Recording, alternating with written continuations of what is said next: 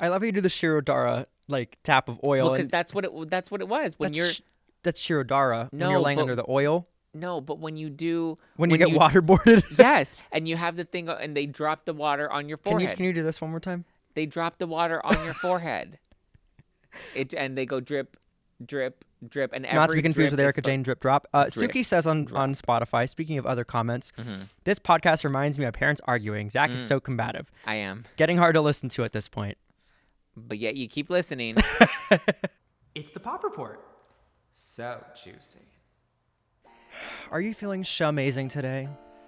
I'm feeling pretty great. I don't know if I would say shaw-mazing. I forgot about that term. I know. See, I'm cultured and relevant, babes. Okay, well, that term is no longer relevant, so. Well, you always say I don't know shit about Bravo. I know, but I'm glad you're making references from 3 years ago. See, I know shit. Sometimes. Sometimes. How was your weekend? Oh, my God. Grammys coverage. Like, did you do anything fun? Grammys coverage. Did you get drunk? No, we're on this stupid challenge. I cracked know, last week. You did? You remember I was texting you? I was like, I am through. I'm having a hard time. Yes. I need my vice. Yes. And I think it's because I can't drink right now. What was your vice? Okay, here we go. Ready?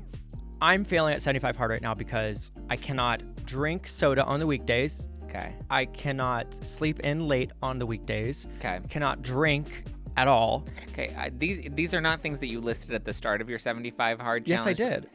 Sleeping in and no soda was not part of the list that I you said texted I can the only group have with. soda on the weekends. I can only eat healthy during the week, and like what on the weekends I do whatever. But the thing is, when I'm having a down day on the weekday, I'm like, let me have a little Coke with a little straw. It makes me happy. Okay. And I could not do any of it. And I was like, I'm tired. I want to sleep until 9 a.m. I want to like be able to have my rest. I want to be able to like watch little TikToks in bed, and I can't do shit. And I'm like, fuck me. I literally was like, fuck me. I hate this. I want a break. And I could so not you get a broke break. it all? No, I cried though. I cried hard. But you didn't break. You didn't drink a soda and sleep in past 9? I went in. 9 is so late to sleep in. Exactly. I went out this weekend too. When I sleep in, it's like until 5:30. I was in your neighborhood this weekend. I saw. I was at Clifton's. Do you think I got a text message from Andy letting me know he was down the street from me? No. Do you think I ever get a text message from Zack asking to hang out? No. All the time. Anytime I'm in Santa Monica, I always text you. When you are having an appointment or doing another podcast. Yes. So I'm an add-on. Anyway, I went to Clifton's downtown, and they hand out free shots as you walk in the door. That's a new thing now when you pay a cover.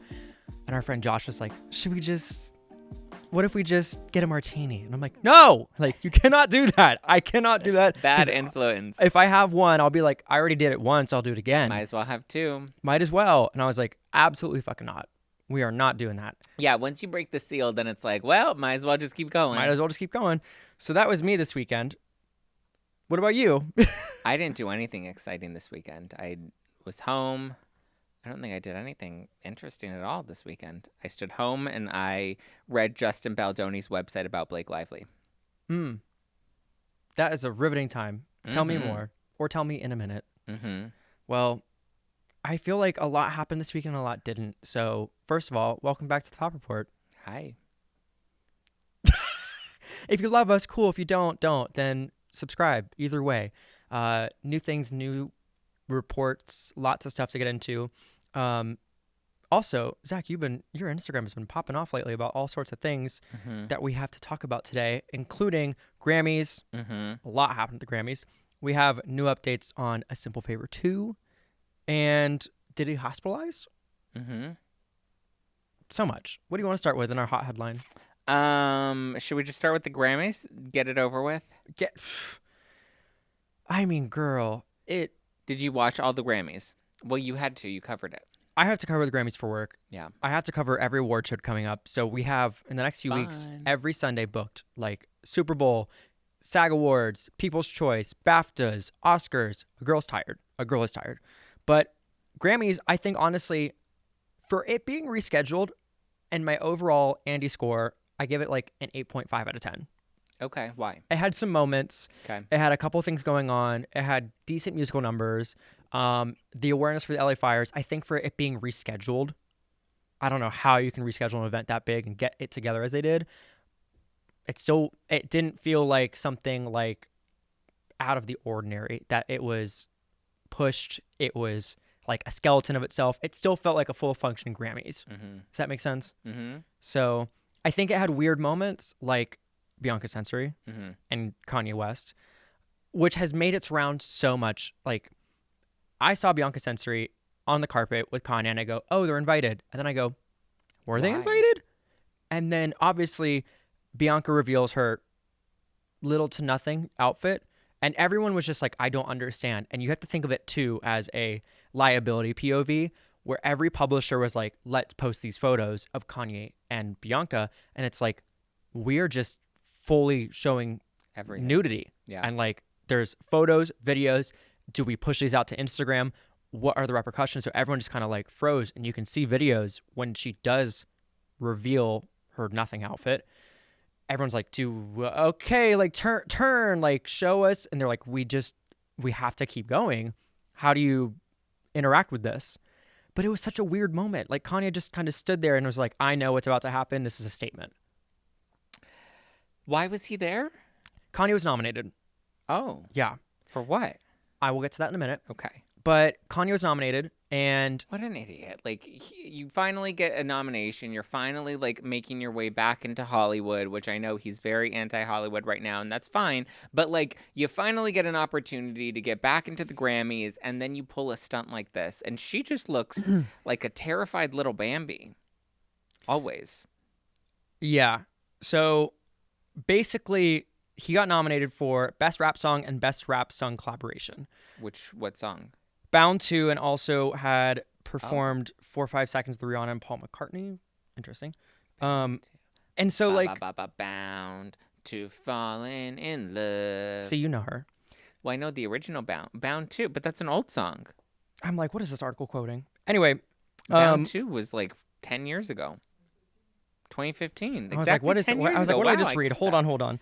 So bound to falling in love. The Vulture's one album, it actually featured her standing backwards in nothing but a thigh-high booty, tiny piece fabric covering her head. Correct. So it was like, was this an homage to that? Was this like trying to replicate it? But all these tabloids went around of, did Kanye and Bianca get kicked out? Mm-hmm. What actually happened is they walked the carpet and they willingly left on their own terms, and they got in the car and just went out. People were like, did they get kicked out? Did they get asked to leave? And it's like, you have to think of it as, number one, Kanye West. Then you have to think of Bianca's outfit. 2 different liabilities. And so it's like, which one was it? It was apparent that Kanye was invited, I believe, from what I've read. But Bianca's outfit, you have to think of like CBS, the liability of having nudity on the broadcast. It's like, what do you do as a producer there saying, do we allow them in? What is our limitation here? Yeah. It all happens so fast though. So how do we know he left for sure if there were reports saying that he was escorted out? E! News confirmed that he left on his own terms and got in a car. It's not sure if someone was like, please leave, but he willingly left. It says voluntarily. So he could have still been asked to leave. Correct. Got it. We don't know any like resistance, anything else, but he's like, I got my moment. There was also a Yeezy commercial during the Grammys. Interesting. So it was like, was this all a marketing ploy? I mean, I don't know. But I mean, it's just the wasn't even a dress. It was, I mean, she replicated the outfit, I think last night or earlier this week. She wore, I think, a black version while they were out together. So it's, I don't know. They're just weird. And like seeing her, like she just doesn't seem, I mean, I don't mean this offensively, but she kind of, I mean, it's probably an offensive thing to say, but it just kind of seems like she's playing this role of like Kanye West is concubine. Like she's just like not there. She's robotic. She's kind of just like almost under like a love spell that she just does. Like it's just weird. Like their whole dynamic is creepy to me because it's like he's very clearly directing her as to what to do and what to wear, the way that he chooses to dress her up, and it's almost like this public humiliation that he, you know, makes her walk around in these sheer dresses or go on the red carpet and then just kind of display herself fully nude like this. It's, to me, it's just very strange. It's not like when Rose McGowan did it, right? Because I know a lot of people have referenced, oh, well, when Rose McGowan wore that chain dress and you could see her boobs and she had the thong on. I think that was a bit more of a statement, and that was a bit more of still of a fashion moment rather than this, where it just, again, feels very public humiliation, like he's trying to show her off in that way. Yeah. It was strange. It was just like, okay, we're starting this off this way. And then the rest of the night, aside from that, like, we had a lot of wins across the board for a lot of people. We had Sabrina Carpenter taking home a win, Charlie taking home 3 wins, which I wish Charlie got a chance to speak, to have like an acceptance speech of some sort. It's weird that these televised broadcasts have awards that go live before the actual awards even start. The reason for that, a couple things. Timing. Say it. Timing. Oh, I thought you said I mean. I was like, It's the timing. It's also to sync up a lot of these specific moments throughout the show. For us to have a viral moment and for us to know specifically who is going to win or things done ahead of time, you have to produce the show to an extent. Mm-hmm. So there are produced moments ahead of time. Mm-hmm. And to be able to queue up like Grammy winning artists, like revise the teleprompter they won before the show, so they don't have to rewrite things and like reconfigure the awards. So justice for Charlie. That's my opinion. Mm-hmm. We had Doechii win Best Rap Album. We had Beyoncé taking home Country Album of the Year and Album of the Year, which there's a couple that have split people, like the Beyoncé one. And I'll let you segue this. Well, why? What do you mean there are a couple that split people? I feel like Beyoncé is the only one that's the most controversial. Doechii's did have a couple people that were like, okay, like, did she actually have the best rap album? There were some, I think in every category, big stacked competition pieces, and it could go one way or another. Yeah.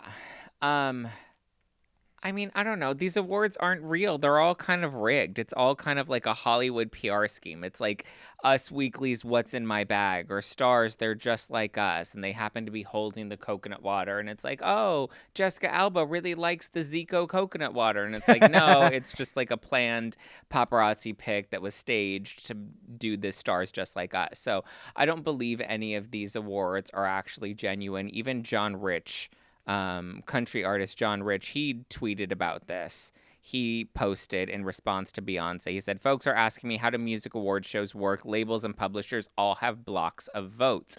They make deals with each other. You vote for mine, we'll vote for yours type of things. It has zero to do with who made the best music, thus Beyonce winning Country Album of the Year. Nice, right? The same thing is true for the CMAs, the ACMs, Billboard Awards, etc. All work exactly the same. Last night, the Grammys outed themselves in a big way. I think Beyonce winning, I mean, fine. If they want to throw a dog a bone and give her Country Album of the Year, whatever. We all know that's fake. But like, for her to win Album of the Year, and a lot of people were saying Billie Eilish was snubbed. Personally, I think it could have gone to Billie, or it could have gone to Charlie. Billie obviously had an incredible album, very talented, beautiful voice. And then when it comes to Charlie, like, Charlie owned music last year. We had Brat Summer. She made, Kamala so Brat. Like, she peaked into the presidential election, and like that became, a big talking point for Kamala Harris to relate with a younger crowd. And they were playing music on TikTok with Charlie XCX. Like, she went viral so many times with her music. She did SNL. Like, she had so many key moments in 2024 that for her to not even...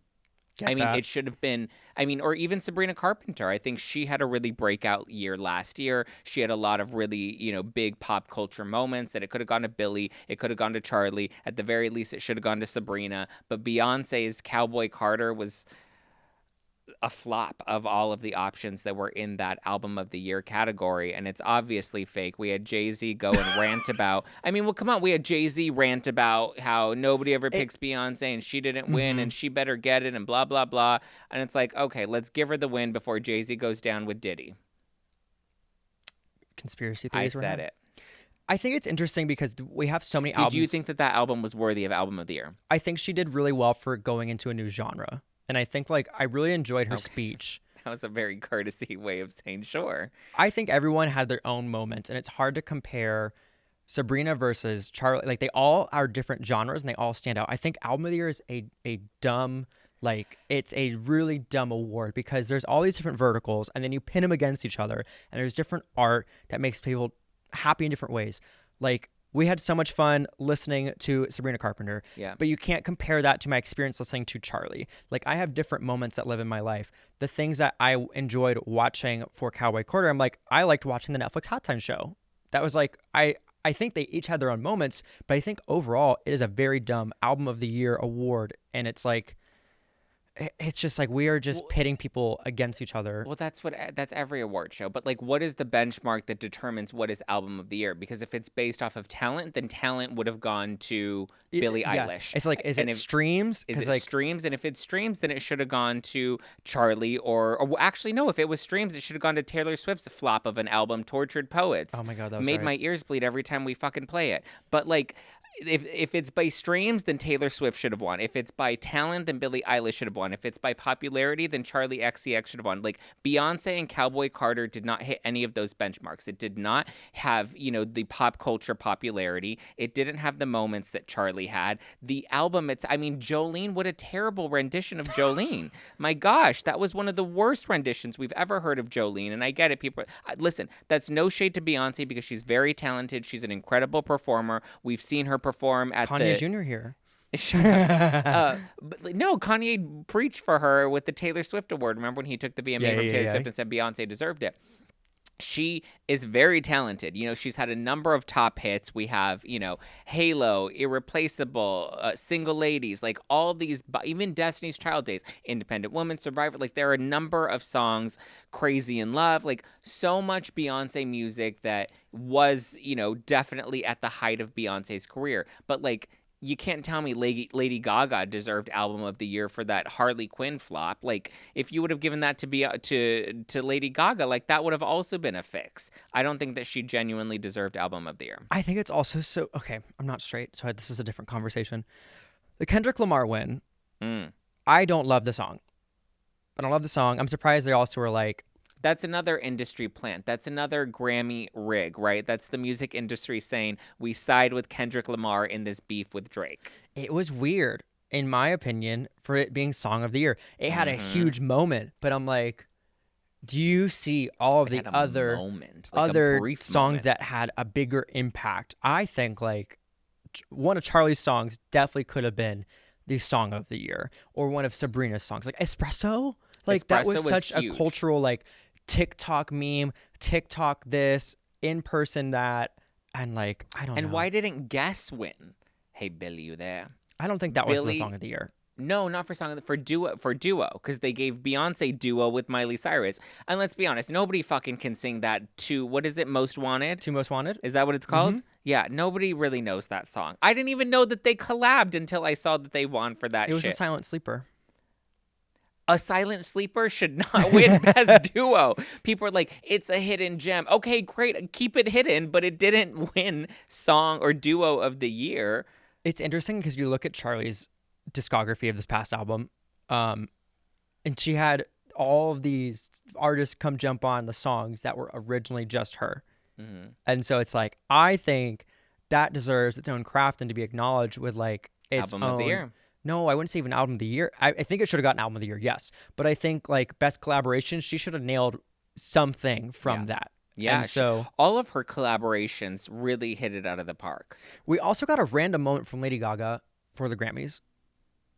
Yeah. Like, I don't know if you're watching live. I'm just sitting there covering, and I'm like, doo-doo-doo-doo-doo. Look up, and I'm like, Abracadabra. Abra-freaking-cadabra, what the fuck is this? Surprise, bitches. And she and MasterCard took out this whole commercial that was the length of the music video, and I sat there being like, are we on the right channel still? Are we still watching the Grammys? Mm-hmm. And by the end of it, I'm like, was that the Abracadabra I thought was scrapped from Art Pop? And I was like, oh my God, we just got Abracadabra. And then I look and everyone's like, this is mayhem? Question mark? It's a really good song. Video, I don't know if have you seen it? I've seen clips of it, but I haven't seen the full video. That better win Video of the Year.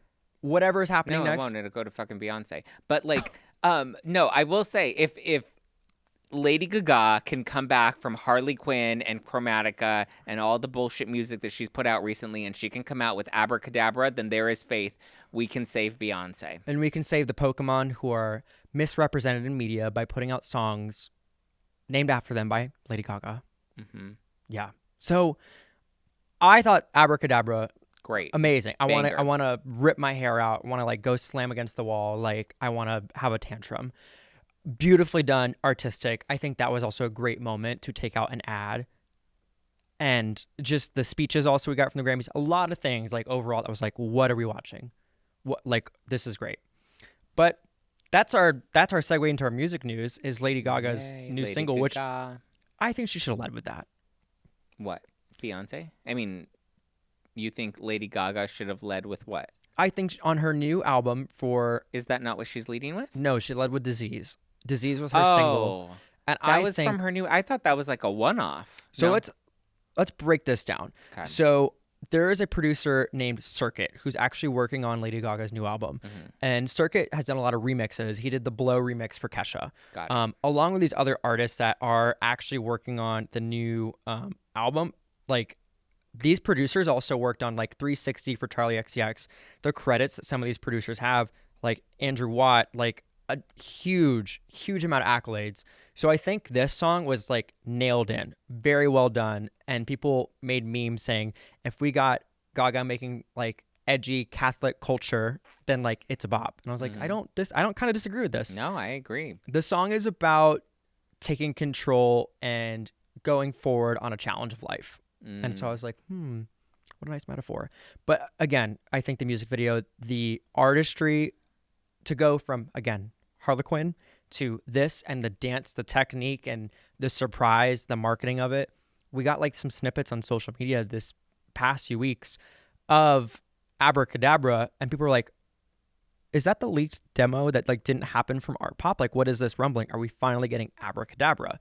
So when people saw it, people lost their fucking shit. They're like, oh my God, is that an actual song? And when the ad came out, everyone's like, I don't understand what's going on.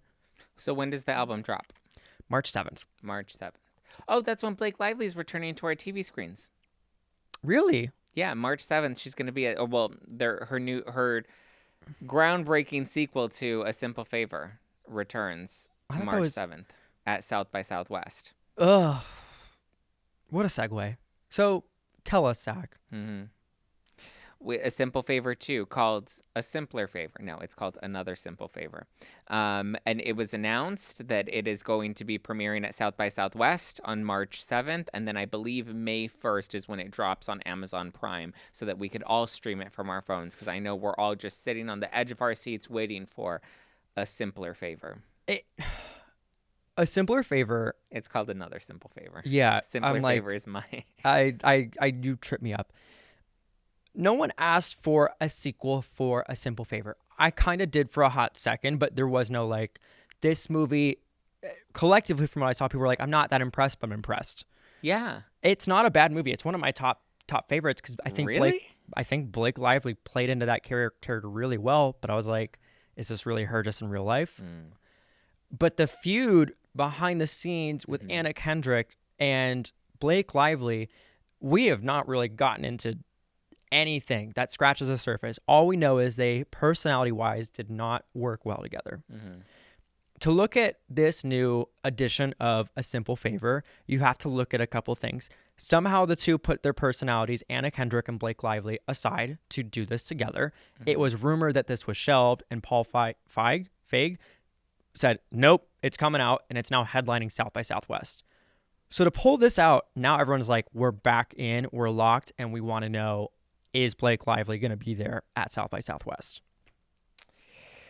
I don't know. I mean, considering she's brazen enough to be, Delulu suing Justin Baldoni, she may be Delulu enough to go to South by Southwest. It'll definitely be a talking point. It'll definitely get people talking about A Simpler Favor. And I don't know. I could see it happening. I think we've seen her make some public appearances recently. We saw Ryan Reynolds when he was outside of the Paley Center, signing autographs, which people thought was a stage paparazzi situation. Yeah. Mm-hmm. So, I mean, I could see her actually showing up to this, and Was that Ryan Reynolds situation really staged, you think? Because I've looked into a couple things, and there's a specificity when it comes to the memorabilia that's passed out for Deadpool. Yes. And the marker that is a memorabilia-esque marker to resell well. Yes. It was like, where did this link to sign up for that come from, or what Reddit thread sparked that? Yeah, so I did the Hollywood Raw podcast, which dropped today, Wednesday, so you guys Don can Lemon tune also in. did Hollywood Raw. Oh, that's right. I forgot. That's right. We talked about that. I was like, Don Lemon on Hollywood Raw. That's random. Sorry, Dax and Adam, but that was random. But so Dax and Adam, obviously, the hosts of Hollywood Raw, have a background in, TMZ, paparazzi culture. They know it very well. So when I was on, the podcast drops on Wednesday, but we taped it on Monday. But when I was chatting with them, they were saying that they did not believe that this was a staged paparazzi situation. Yeah, I don't either. Because there was an event to promote, I believe it was to promote Deadpool, that Ryan Reynolds was scheduled to be at. And so typically which entrances that the stars are going to be coming in and out of. That's typically where they have the paparazzi lined up.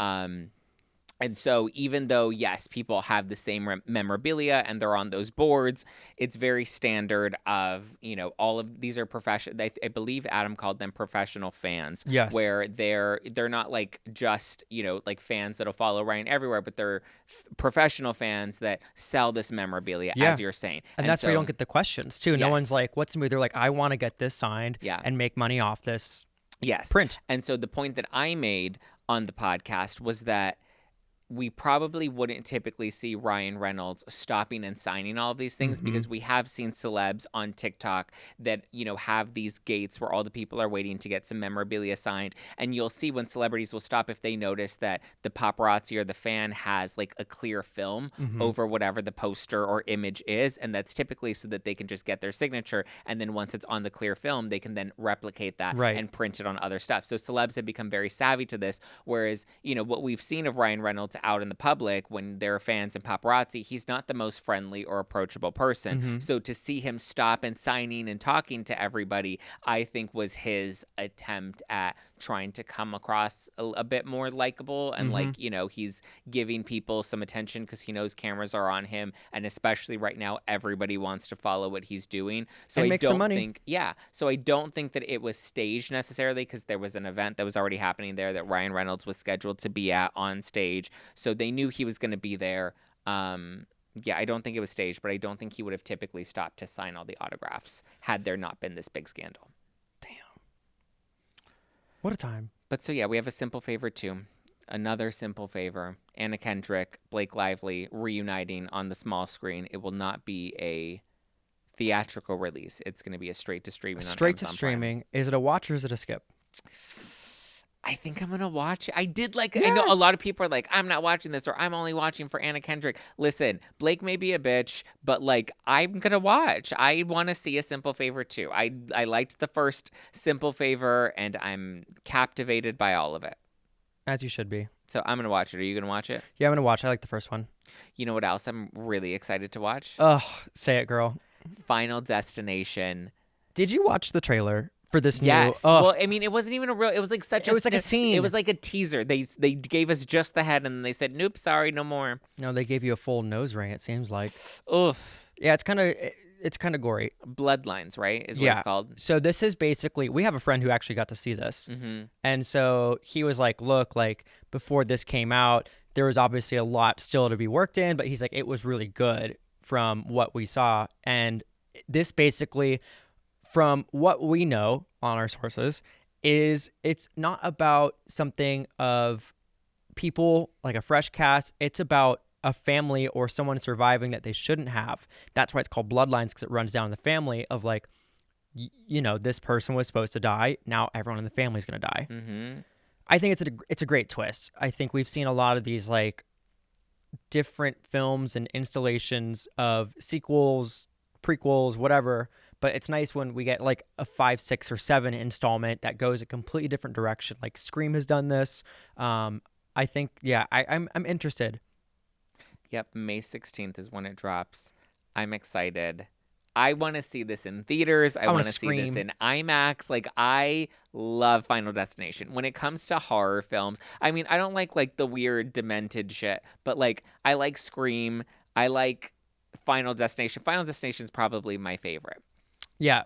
When I was a kid, I rented Final Destination because it had a roller coaster on it. Roller coaster. And then you see the titties.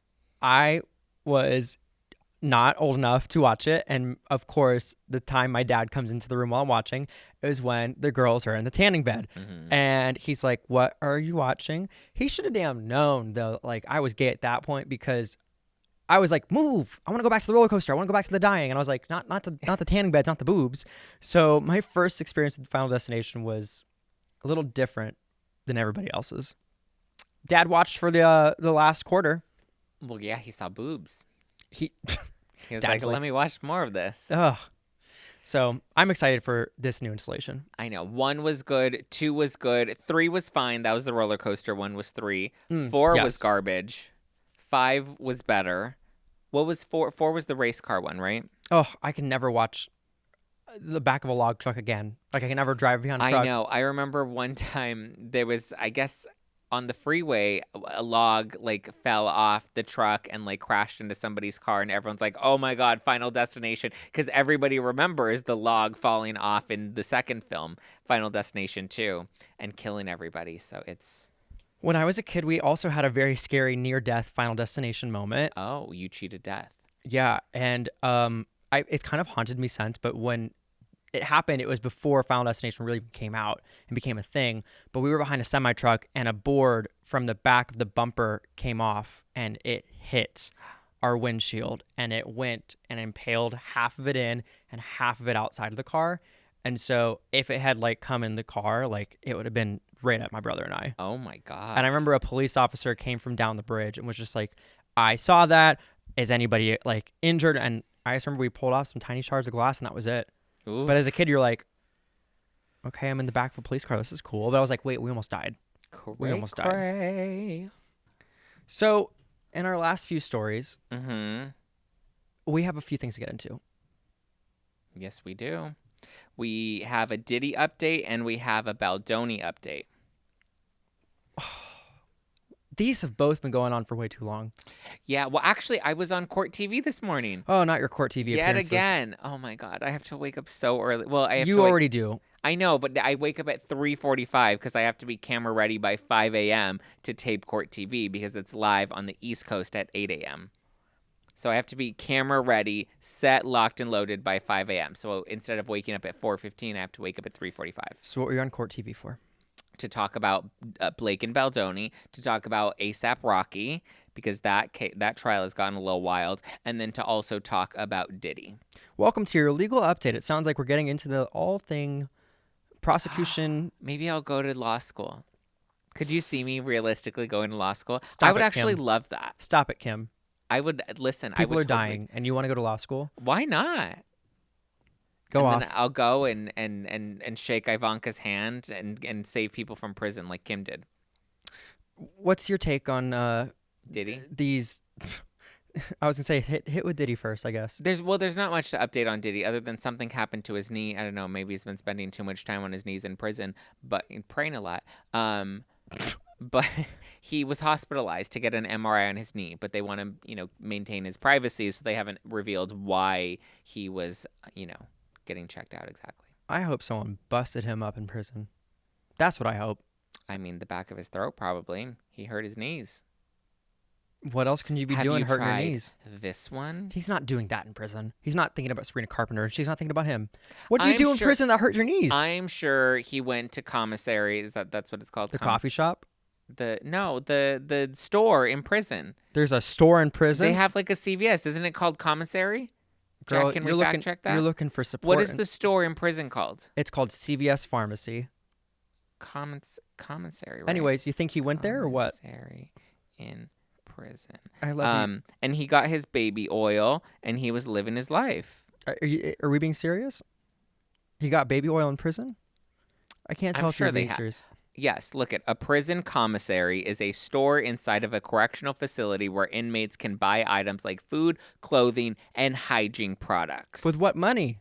Commissaries are also known as canteens. Inmates use funds from their inmate account to purchase items. They have people putting money on his books. Inmates can add money to their accounts from family and friends or from wages earned in prison. Inmates place orders for commissary items using an automated system or by filling out an order form. Commissary staff process the orders and deduct the costs from the inmate's account. Commissary items are delivered to inmates on a weekly or monthly basis. What's available? Hygiene products such as soap, shampoo, and toothpaste. They are not like snacks, up their products. writing instruments, clothing, games, and personal care items. Are they buying Yahtzee in prison? I don't know. Maybe. Depends on the prison. But so it sounds like baby oil would be on the list. So again, why did Diddy hurt his knee in prison? Have you tried this one? Don't know. Don't know what he tried in prison, but he did something to his knee. He took some notes from Sabrina Carpenter. Did he not show up for court because of that? No, he's been going to court. Oh, was he bandaged like on the knee, or like was he like limping? Like no, he just went to get an MRI on his knee to figure out what was going on with his knee, and that's the most that we know. And that's that. And that's that. That's your Diddy update. Damn. Well, what other updates do you have in your legal courtroom? Blake and Baldoni. So over the weekend, I don't know if you caught wind of this because I know you were so busy covering Beyoncé at the Grammys, but Justin Baldoni decided to drop an entire website of all of the screenshots, timeline, receipts. I love how plain and simple everything. that website was.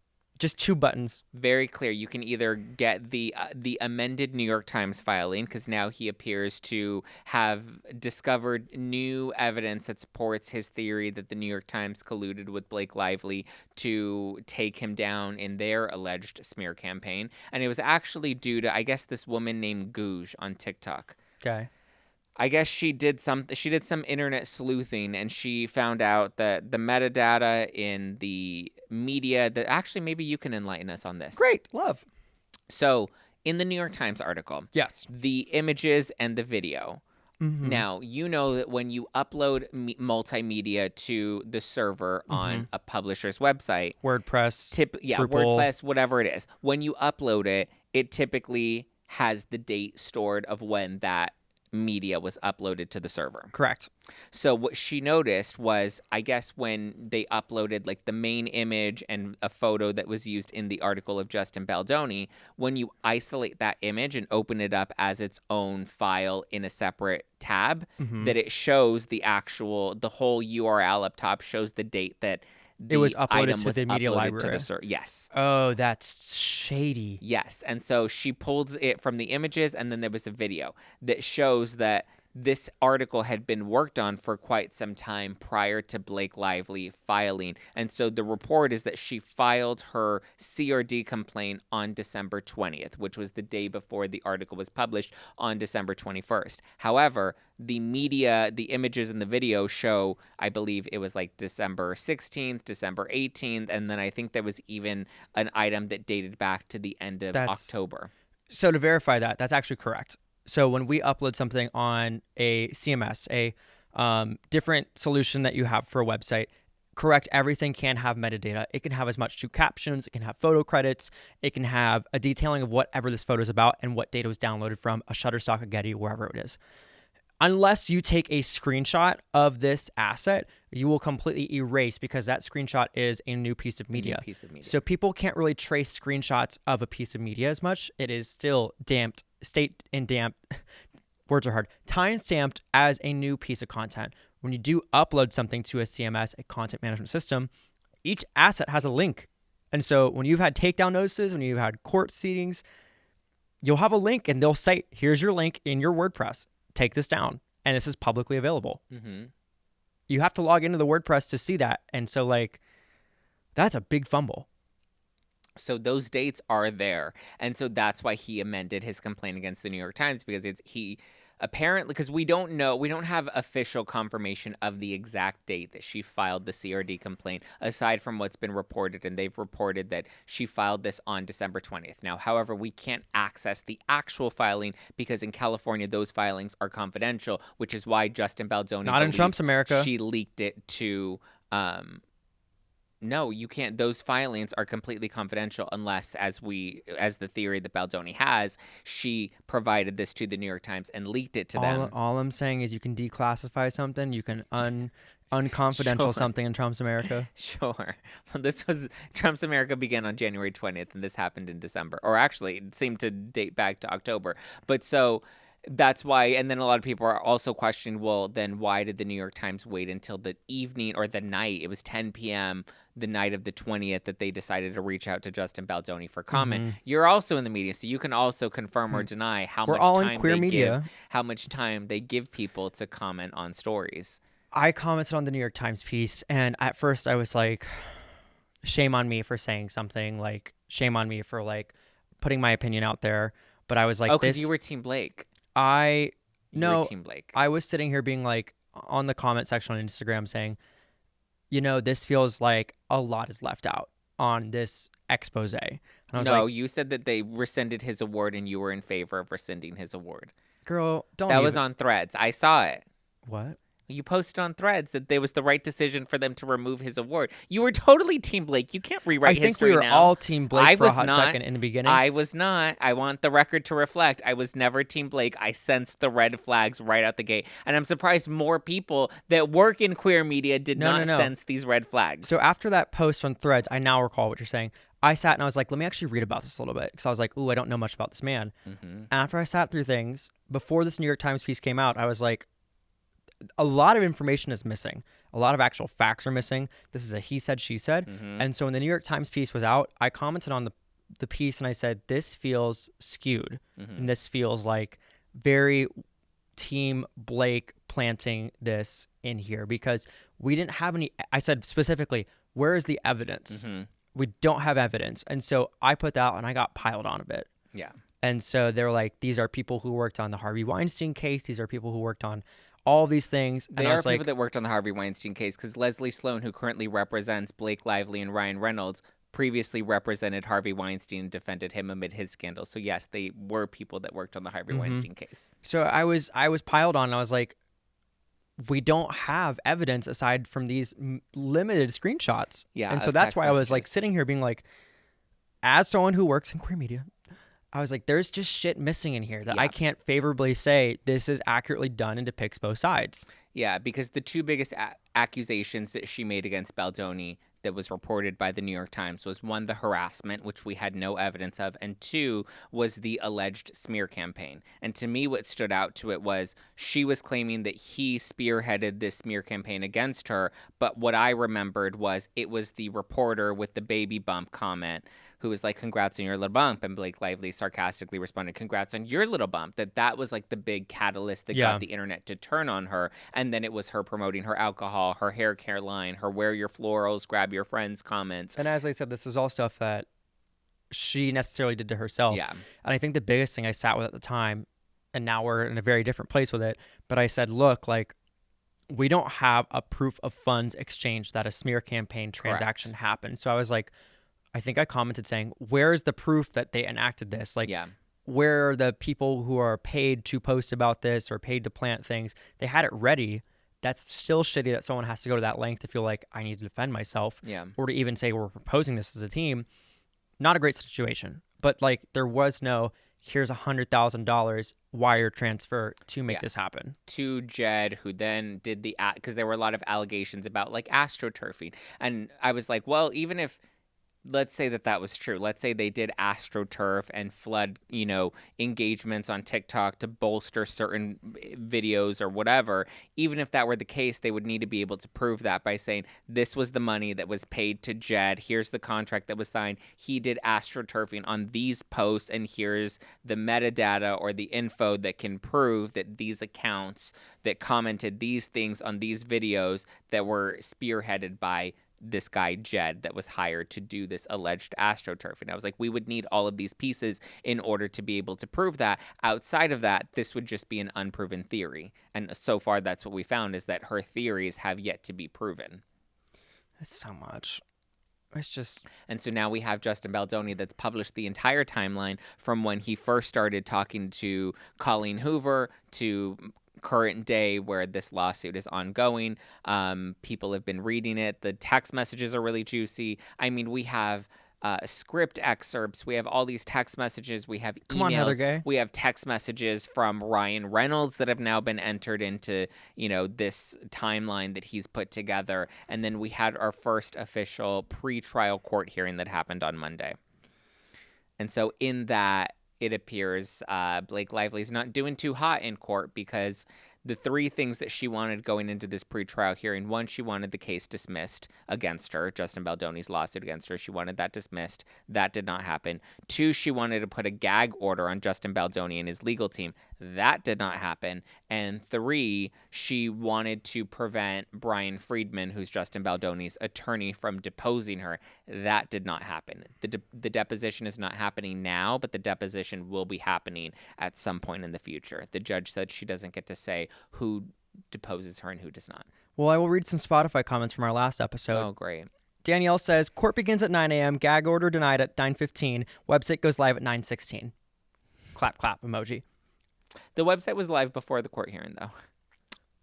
The website went live over the weekend because I believe the website was live over the weekend and the court hearing didn't happen until Monday morning. And the website has not been taken down because the judge did not authorize for it to be taken down. But the judge did say both parties need to behave. They can't be they can't be giving interviews to the press. They could potentially prejudice jury members. And so they've agreed to behave here moving forward. But I mean, at this point, the damage is done. The website's up. The timeline, everything's already out there.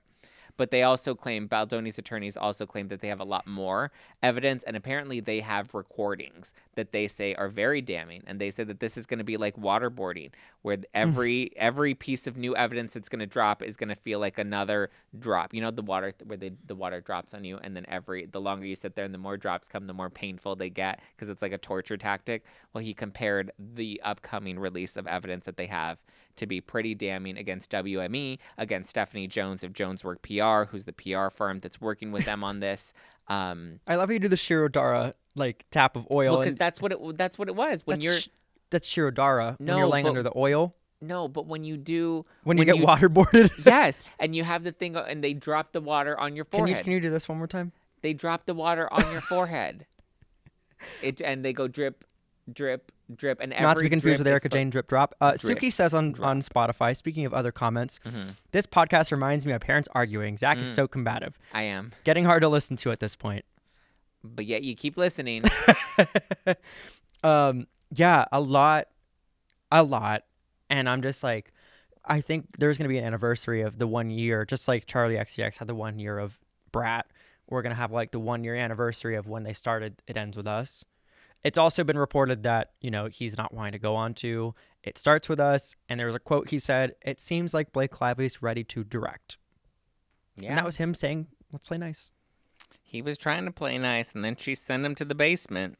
Speaking of send us to the basement, you should send her love to our profile on Spotify, on Apple. Yeah. These segues are hard. Wait, I want your opinion on this text message that has the internet on fire right now.